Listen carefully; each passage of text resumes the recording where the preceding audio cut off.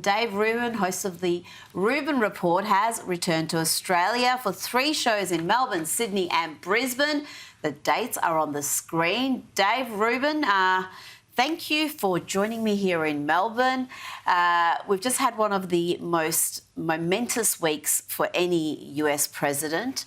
How do you see the peace deal and what Donald Trump has been able to achieve in his second term? Yeah, well, first off, Rita, it's really good to see you again. I feel like we're old friends at this point, which doesn't seem possible, but the last time I saw you was right here in this city in 2000. It was February of 2019, and the world has changed an awful lot since then. That's just a memory hole, that entire little COVID era, because as you know, in Melbourne here, we had 6 lockdowns. We went quite crazy. You guys did. I was in California, and I was looking at you guys like, boy, this is a bit much. But all of that aside, look, this has been an unbelievable week, not only for Donald Trump, but the United States of America, the Middle East, and I would say literally for the entire globe. I am not one of the people that's going to sit here and tell you that this is peace in the way that we all want peace to be, like the end of a movie where everyone's going to be happy and we enter utopia together. But what peace can be in the Middle East is, at least for now, the end of the fighting. At least the Israelis have the hostages back. At least the Gazans will have a chance to rebuild, and they're the ones that are going to have to deal with de-radicalization and getting rid of whatever remnants of Hamas are. But I would say in the broader Middle East, the idea that Israel is there, and if the Arab states can accept it, if the Houthis can stop shooting rockets, Hezbollah's largely been destroyed in Lebanon, the Iranians lost their airspace in basically 24 hours in the quickest war that anyone ever, there were all these people screaming about World War III. It was a 12-day war. So the enemies of Israel have realized, hey, they're there, and if you reach your hand out in peace, you will find a hand outstretched to you. That has become very clear. I think there will be an extension of the Abraham Accords, and then to whatever degree the Palestinians are able to build a civil society, they will be able to find some way to continue that with the Israelis. So it is a really, really good time, and Donald Trump deserves all of the credit. Nobody else was going to do this. We're through 4 years of a fog of a presidency under Biden or whoever was running it, and it would have. Is apt. Word. I would say it's apt. It's probably, or an auto pen presidency, whatever it was, and it could have been Kamala Harris, who nobody had any faith in and was certainly not qualified to be president. She wasn't qualified to be vice president either, but that's a whole other issue. So Donald Trump deserves the credit. The world is a safer place right now, and we just need good people to keep forging that forward. You said Kamala wasn't qualified to be president. She's just come out and said she's the most qualified candidate ever. I mean, it is quite incredible. She says people are saying this. I don't know which people are precisely saying this, but she claims people are saying this. Well, if people are saying it, it must be true. It's funny because Donald Trump says that a lot. People are saying this. People are saying this. And now she said it. People are saying this. I mean, no. She not only was not, first off, she was not qualified to be vice president. She was hired, in essence, or chosen to be vice president because of her skin color and her gender. That's what Joe Biden himself said. So for anyone that's angry when people say that, that's why Joe Biden said he selected her. And let's not forget, in her own primary against Joe Biden, she was polling at about 1% in her party before she dropped out.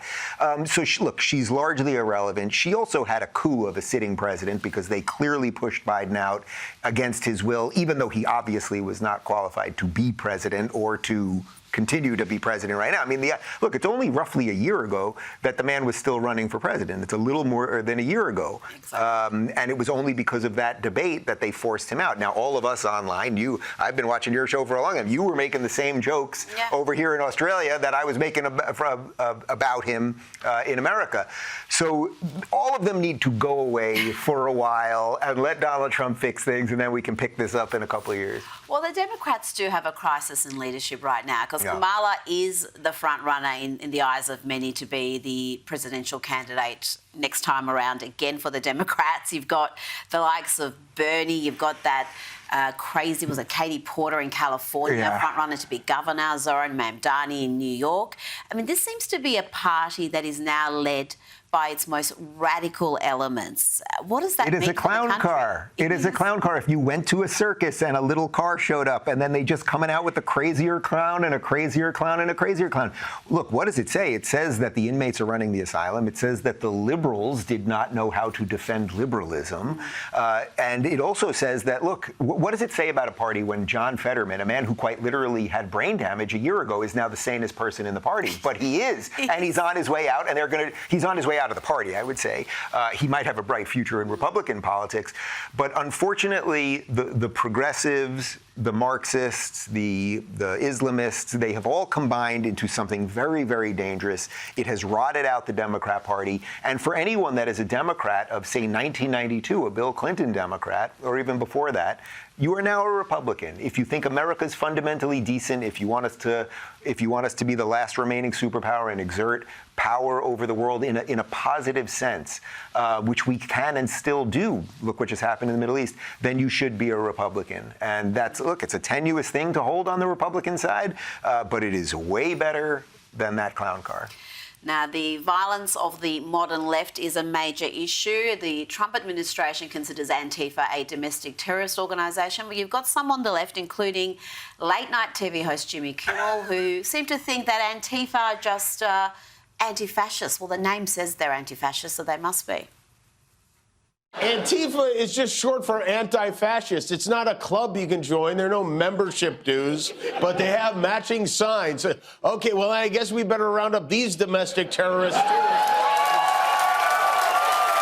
look pretty matching to me. Just so asinine and so unfunny. I mean, I would forgive anything if it was funny, but if it's not funny, there's no comedic value there. But he seems to think because they call themselves anti-fascists, then they're anti-fascists. I guess he must think white supremacists are superior because they think they're superior. It's right there. It's right there in the wording. North Korea must be some sort of democratic republic. I mean, that is still the argument from the left, that this organised, violent group cannot be organised, cannot be violent, because after all, they're anti-fascist. Well, it's rather extraordinary because he lives in Los Angeles. Yeah. He shoots his show in Los Angeles. I would recommend that he go somewhere outside of Beverly Hills where they have a pretty good police department and they keep the Antifa people out of Beverly Hills. Go downtown and see the riots, see the violence, see the brick and mortars that have closed or can't keep a window in a shop because it'll get broken. Deal with that a little bit. What's really strange, though, is that a meme has gone out amongst the Democrats, which is basically tell people that Antifa doesn't exist. And what they're telling you is don't see what you can see in front of your eyes. So you have to decide, is this organization that's been burning down the federal courthouse in Portland for years, that has taken over many of these blue cities? See what's going on in CHOP. Well, it doesn't exist anymore, but there was CHOP in Seattle where they had a semi-autonomous zone. So did any of that happen, or did we all dream all of that? I'm fairly certain it happened. Yeah, exactly. The summer of love, we remember the absolute destruction there. Now, you're in Melbourne at a time where violence, crime is a leading issue on the news. It's on the front pages. It's also a big issue in America. Donald Trump is determined to take on law and order in big cities. It's a very contentious policy of his. Big protests against it. How do you see that? Do you see that as overreach, this federal intervention in cities like Memphis? I know he's already done it in DC and he wants to do it in Chicago and throughout so many big cities. Look, my preference, of course, would be that the mayors of these cities deal with those cities. But the mayors of Chicago, which have been Democrat mayors now for, I think, around 80 years, have decided to allow people to kill people relentlessly in their city year after year after year. Do you know that it's over 7,000 people have been killed by gun violence in Chicago in 10 years? That's 700 people a year. That is unacceptable. And because they won't do anything about it, Donald Trump will. I live in Miami. We are a red state. We are a red city and a red state. We have virtually no crime. Of course, there's always something, but there's, in essence, no crime. And because of that, Donald Trump is not sending the feds into our city. So if you guys want the feds out, instead of complaining about it, how about you clean up your city? Go ahead, clean up Memphis, clean up Seattle, Portland, some of these other cities, and then Donald Trump will not be there. And I promise you, if you do that and you stop letting your citizens kill each other and Donald Trump still goes back in, I will be the first to complain about it. It seems incredible that you've got a law and order crisis and yet you've got authorities in those cities saying, no, we don't want help. We don't want crime to be reduced dramatically. Well, Chicago, we want the criminals to roam free. Chicago is the craziest one because it happens to be young black men killing young black men, and because that racial component doesn't fit in the intersectional calculator, the mayor, who happens to be a young black man, seems to prefer that young black men die rather than Donald Trump do anything. Yeah. So if you care, I don't care about people's race, but if your argument on the left is always about race, then you should care that young black men are dying, and yet they take the complete opposite position because Donald Trump is somehow a bad guy for caring about people. And you look at these protests, so many elderly white folk who live in very safe suburbs marching against these sorts of policies, when the beneficiaries are often people living in those inner city areas where crime kind of makes rampant. You think they're the secret racists. They call us all racist while they want the mayhem to take place in the inner city. Exactly.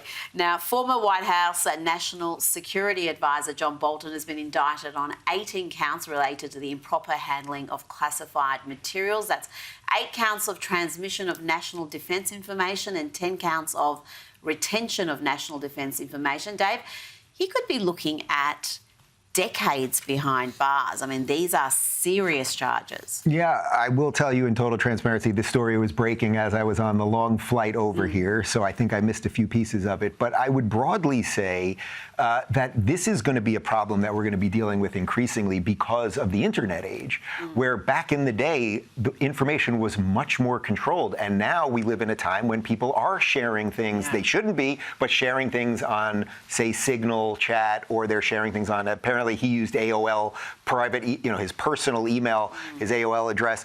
And so we're just going to see more and more of this. And if at the end of the day he was actually sharing classified information that shouldn't have been shared, then he's going to pay the price. Well, let's hope there's some accountability, because I think there's large sections of America that are crying out for accountability. Now, we're also seeing a very divided America. We were both at Charlie Kirk's funeral in Phoenix about a month ago. You're at the forefront of having these difficult conversations. You often engage with your ideological opponents. In light of what happened to Charlie Kirk, are you reluctant to do that now? You're rethinking the merits of that and the danger involved?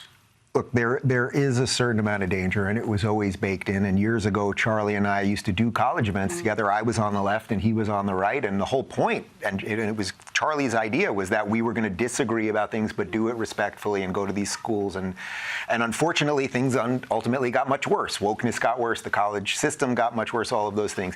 There obviously is a new concern around security. I had this Australia trip planned before the Charlie event, and there was internal conversations about when, were we going to do it and what level of security I have to have and all of those things.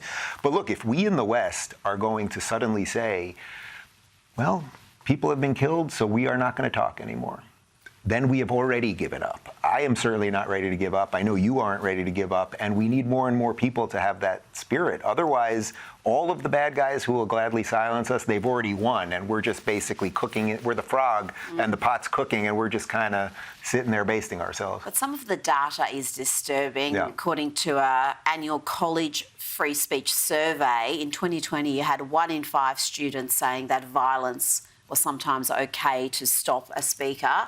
That number now stands at 1 in 3. And that permissive attitude to violence seems to be getting worse, particularly among the left. What's the solution to that? How do we actually counter that when there's this sense of entitlement from so many now that they shouldn't even hear opinions they don't like, that opinions themselves that they don't like are acts of violence? Well, Rita, this is where you and I found each other on the internet years ago, because there were so few of us willing to talk about this. And I found you, and I was going, well, who is this lady from Australia that's willing to call out these people who are calling us all Nazis, even though we were the complete antithesis of all of that? What do we do about it? I don't know exactly, because how do you deprogram now multiple generations of people that have grown up with terrible education system? Their brains are literally being hijacked by the algorithms, and they're now in peer groups that are all okay with this. You know, when we had in America, we had the shooting of Brian Thompson, the United Healthcare CEO, which happened in the middle of Times Square, and there was a large swath of the left that said it was okay. He's running a company that's doing bad things. We have healthcare problems. That's okay. And then you saw the reaction by many people on the left to Charlie. So I don't know exactly what the answer to that is, other than we relentlessly must have to defend free speech, and we have to relentlessly show people that our ideas are better. We don't want to silence them through violence. That's a trickier game than choosing the violent route. Now, before you go, your impressions of Australia. You know you've been here before, but at the moment we've got a left-leaning Labor government in federally. Most of the states are controlled by Labor, and certainly federally our centre-right coalition is pretty weak, pretty Labor-light. And it's interesting that that's happening in the era of Trump, in the era of Nigel Farage, whose Reform Party is just going gangbusters in the polls. How do you see Australia? Are we kind of falling behind the rest of the world that's having this resurgence, and in Australia they seem to be in their shells? Well, you know, one of the things I try to do when I travel internationally is never kind of crap on the country I'm in. I'm here to find out what we have in common, and I really do love Australia. And I was supposed to come back for my first book tour, but then that got canceled because of COVID. So I'm very excited to be back here. I love the Australian people. I love the culture. I love the food. I just love everything about the country. So I really am very excited to be back here. However, your federal government does seem to be going the wrong way. We're here in Melbourne right now, and obviously there seems to be some problems here. And as I walked in, I saw the front page of the newspaper, and you know, there's machete attacks, and we have all sorts of these similar problems in our blue cities. But I find it very easy, actually, to disconnect a current government from the people of that place. And I have no doubt that this will probably be a little bit of a leftist cycle you are in. Look, we were just in one in America, and then we got Trump back. So you got to find your Trump, and maybe Rita Panahi will throw her hat into politics. We just need some politicians with backbone. That would be a very refreshing change indeed. Dave Rubin, thank you so much for your time tonight. Great to see you.